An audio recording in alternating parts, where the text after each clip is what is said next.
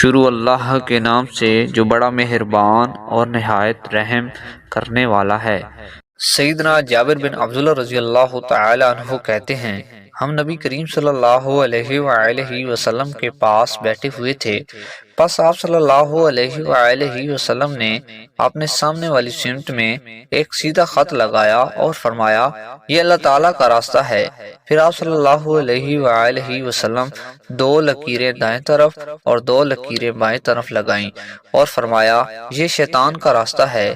پھر آپ صلی اللہ علیہ وآلہ وسلم نے درمیان والے سیدھے خط پر ہاتھ رکھا اور یہ آیت تلاوت کی، اور یہ کہ یہ دین میرا راستہ ہے جو مستقیم ہے، سو اس راہ پر چلو اور دوسری راہوں پر مت چلو کہ وہ راہیں تم کو اللہ کی راہ سے جدا کر دیں گی۔